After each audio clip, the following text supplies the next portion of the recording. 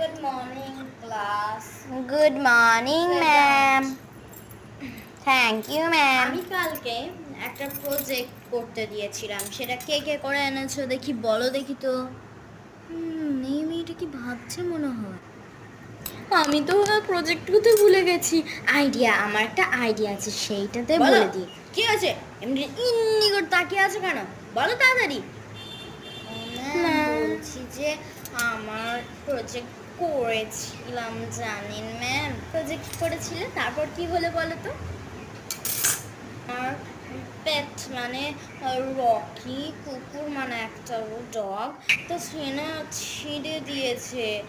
আমি কি করে দেখাই? পাগল কুকুরে কামড়িয়েছে যে তোমার রকি হাত পাতো।